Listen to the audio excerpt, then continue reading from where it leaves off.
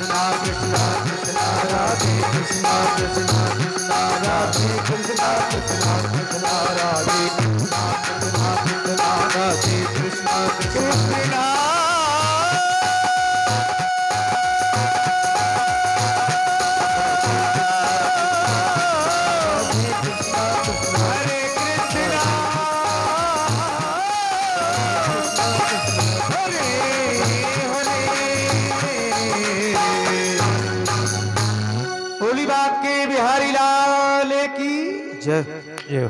देखिए भागवत क्यों कराते हैं।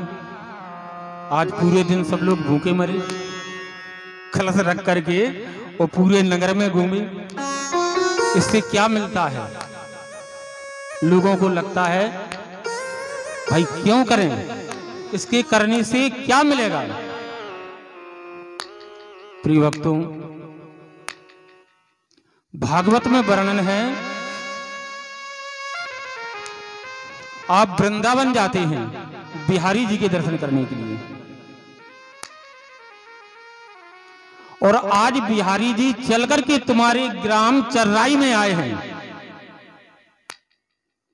व्यक्ति कोई, अभी हमने कहा कि कीर्तन करने से कलिनास्ते कीर्तनम, कलयुग में कीर्तन की प्रधानता बताई है। और व्यक्ति कुछ न जाने, कोई भजन न जाने, कोई कीर्तन न जाने, भागवत में वर्णन है कि व्यक्ति अपने जीवन में भागवत भागवत कहता रहे तो भव से पार हो जाएगा। लिखा है भाति सर्वलोकेषु गीयते नारदाद भी।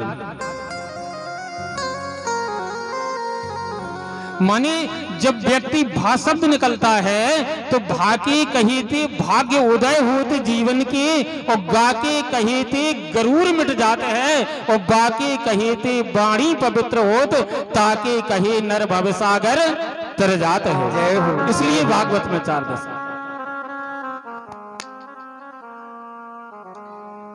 इसलिए भागवत बताया है कि भागवत जो है, भागवत ही भगवान श्री कृष्ण का साक्षात्कार कलयुग में है। कहीं जा रहे हो मार्ग में और भागवत की कलश यात्रा जल यात्रा हो रही हो तो जरूर रुक करके प्रणाम करना चाहिए, ऐसा नियम है। क्यों कि भागवत साधारण नहीं है जी, आपके सामने साक्षात भगवान श्री कृष्ण विराजमान है।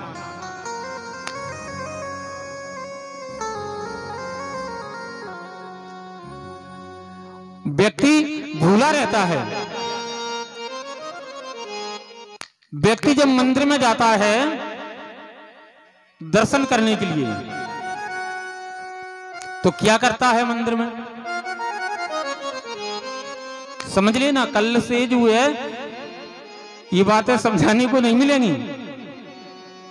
क्या करते हैं अपन मंदिर में पहुंचे, भगवान श्री कृष्ण के मंदिर में गए, राम जी के मंदिर में गए, हनुमान जी के मंदिर में गए, देव नारायण बाबा के सामने गए, किसी के भी पास जाता है व्यक्ति। आज का कलयुग का व्यक्ति बहुत बड़ा ब्रह्म ज्ञानी बनता है। मंदिर में जाएगा सबसे पहले नेत्र बंद करता है। नेत्र बंद क्यों करते हो भैया? नेत्र बंद करने से तुम्हें क्या मिलेगा? घर से क्या कहकर जा रहे हो कि मैं भगवान के दर्शन करने जा रहा हूं, और नेत्र बंद करके फिर क्या दर्शन करोगे तुम? लेकिन उसमें भी कारण है। क्या कारण है? भगवान भी सोचता है आज का व्यक्ति बिना स्वार्थ के तो भगवान के पास जाएगा नहीं, कुछ स्वार्थ होगा। जब ही किसी देवता के पास जाएगा स्वार्थ होगा, और बहुत बड़ी जो है लिस्ट लेकर के जाएगा महाराज। और जब वहां मंदिर में पहुंचता है तो फिर नेत्र बंद करके वो पूरी लिस्ट सुनाता है। महाराज मेरा बच्चा अच्छा पढ़ जावे, उसकी सर्विस लग जावे, मैं खेती करता हूं, मेरे खेत में प्रभु पिछली वर्ष 10 क्विंटल गेहूं निकले थे, इस वर्ष 15 क्विंटल निकले। अरे भैया भगवान, जब तुम भगवान से कुछ स्वार्थ में जाते हो तो भगवान कहता है कि तू बड़ा स्वार्थी है, ना तू मुझे देख ना मैं तुझे देखूंगा, इसलिए भगवान अपने नेत्र बंद करवा देते हैं। सुर नर मुनि सब की यह रीत, सुर नर मुनि सब की यह रीत, सुर नर मुनि सब की यह रीत, सुर नर मुनि सब की यह रीत, भारत लागे करे सब प्रीति, भारत लागे करे सब प्रीति। भैया सभी स्वार्थी हैं, स्वार्थ से भगवान को बचते हैं। जबकि भागवत में वर्णन है कि भगवान को निस्वार्थ प्रेम करना चाहिए, कोई स्वार्थ नहीं होना चाहिए। भाई हम आप छोटी बुद्धि के हैं, अगर भगवान से मांगे तो कितना मांगेंगे? महाराज हमें ये गाड़ी हो, मकान हो, धन हो, पैसा हो। अरे भगवान से जब व्यक्ति निस्वार्थ प्रेम बना लेता है तो भगवान तुम्हें पता है कैसा है? भगवान हरि 1000 हाथ वाला है ना। अपन सुनते हैं कि भगवान कैसा है, हरि 1000 हाथ वाला है। और जब वो 1000 हाथों से देने लगेगा तो तुम 2 हाथों से कितना खर्च करोगे। जय हो। उसे अपने घर का मुखिया बनाइए। भागवत जी में वर्णन है कि भगवान श्री कृष्ण जो है, ठाकुर जी, प्रत्येक घर के मुखिया कौन होना चाहिए? ठाकुर जी होना चाहिए। जाते आते कुछ काम करते उनके मंदिर में जाओ, उनसे कहो प्रभु इस कार्य के लिए जा रहा हूं, भगवान तुम्हारा कार्य सफल कराएंगे। अब जीव अपने आप में तना फिरता, मैं नेता हूं, मैं सब कर लूंगा, मुझे किसी की जरूरत नहीं, पता उधर से निराश लौट आता है।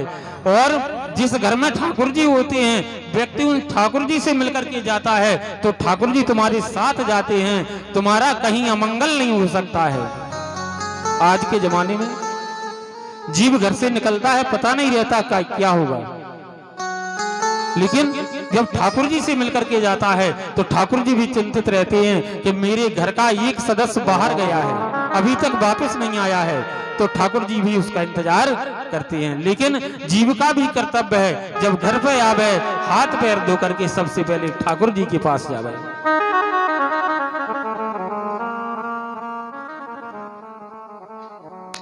ऐसे जो है नियम है अपने यहाँ। भागवत से यही तो मिलता है। भागवत जो है भक्ति की कथा है। वैसे तो व्यास जी ने इसमें सभी राजाओं की कथाओं का भी वर्णन किया है, लेकिन भागवत में जो है भक्ति की कथा है और भक्ति की कथा की ही प्रधानता है। भक्ति की कथा विशेष श्रवण करना चाहिए। जीव भागवत की कथा सुनने के बाद बदला नहीं तो फिर भागवत की कथा ही व्यर्थ है, कोई मतलब नहीं। वैसे तो लिखा है कि जो भागवत सुन लेता है वो भक्त बन जाता है, साधु बन जाता है, ऐसा नियम है। अब समझ लेना, चर्राई में भी कोई एक साधु बनेगा 7-8 दिन के बाद। क्यों? कि भागवत की कथा भगवान और भक्त की कथा है, वैराग्य को उत्पन्न करने की कथा है। व्यक्ति के लिए वैराग्य उत्पन्न हो जाता है। श्रीमद् भागवत की कथा मोक्ष के लिए है। जब जीव का किसी भी प्रकार से मोक्ष ना हो तो इस कथा को श्रवण करने से मोक्ष की प्राप्ति हो जाती है, व्यक्ति स्वर्ग के लिए चला जाता है। पितरों को मोक्ष दिलाने की कथा श्रीमद् भागवत की कथा है। व्यक्ति जब विशेष जाल में फंस जाता, नहीं कौन सा जाल? भूत प्रीत वालों जाल। अब फिर रहे हैं, इधर जाएंगे उधर जाएंगे, उससे पूछेंगे या नारियल फोड़ेंगे। भागवत में वर्णन है, पर जीवात्मा अपने घर में एक बार जो है श्रीमद् भागवत ना करा सके, इतनी बड़ी व्यवस्था ना कर सके, तो मात्र जो है 18,000 श्लोकों का पाठ अपने घर में करवा ले, उस घर में किसी भी प्रकार की कोई बाधा नहीं रहती। सर्व बाधा विनिर्मुक्तो धनदान वितान सुताम मनुष्यम मत प्रसादेन भविष्यति न संशया। इस बात में संशय नहीं करना चाहिए। ऐसा जो है श्रीमद् भागवत की कथा। और हमने तो पहले ही बता दिया कि भैया कुछ ना करा सको तो राधे राधे रटते रहना। राधा जो जीवन की राह दे उसे राधा कहते हैं। और प्रिय भक्तों, अब तो 7-8 दिन के लिए आपका ग्राम चर्राई जो है ब्रज बन गया है, वृंदावन बन गया है, जहां भगवान की कथा होती है वहां सभी देवता आ जाते हैं। अपन भी सभी के लिए बुलाएंगे। ग्राम के इष्ट देवता, कुल देवता, ग्राम देवता सभी आवे और कथा पंडाल में विराजे। तुम लोगों के साथ जो है तुम्हें दिखाई नहीं देंगे, सभी गांव के देवता जो है आएंगे। अब समझ लो, सभी आएंगे, राम जी भी आएंगे, कृष्ण भी आएंगे, हनुमान भी आएंगे, शंकर जी भी आएंगे, और भैया भूत भी आएंगे। वो कहाँ जाएंगे? वो भी आएंगे इसी पंडाल के नीचे। और सबको व्यास मंच से आमंत्रित किया जाता है, हम आमंत्रित कर रहे हैं, सबको बुला रहे हैं, न्योता दे रहे हैं कि सब आवे। और जब सब आवे तो पूरे चर्राई के सभी ग्रामवासी भी आवे। ये नहीं समझना कि हमसे नहीं कह रहे, तुम भी आओ, सभी अड़ोस पड़ोस के गांव वाले भी आवे। क्योंकि श्रीमद् भागवत की कथा प्रिय भक्तों एक व्यक्ति का कार्य नहीं है, ये सार्वजनिक प्याऊ है। प्याऊ लगवा देते ना, अब जिसको प्यास लगी हो वो पी ले। तो ये सार्वजनिक प्याऊ है। आज से आपके गांव में श्रीमद् भागवत रूपी प्याऊ जो है लग गई है। सभी भक्त जो है पधारे। समय आप लोग बताएं क्या बजे से? वैसे पर्चे में तो हमने लिखवा दिया था 12 बजे से। अब जब तुम आओगे कथा तभी अच्छी लगेगी। तो वैसे है अपने गृह कार्य से निवृत्त होकर के 7-8 दिन की बात है, सुबह जल्दी उठो, ब्रह्म मुहूर्त में उठो, कीर्तन गाओ, राधे राधे करते हुए झाड़ू लगाओ, काम करो अपना, और सारे कामों से निवृत्त होकर के और 12 बजे कथा पंडाल में आ जाएंगे। ऐसा नियम बनाएंगे और कथा होगी हरि इच्छा तक। जब तक भगवान की कृपा है तब तक चलती रहेगी। वैसे 12 बजे से 5 बजे, 5 बजे यदि तुम लोग कहोगे अभी 5 बजे ही होगा, अगर टाइम होगा तो 4:30 बजे, क्योंकि सर्दी का समय है, आपके अनुकूल रहेगी। लेकिन आपको आने जाने में कोई परेशानी हो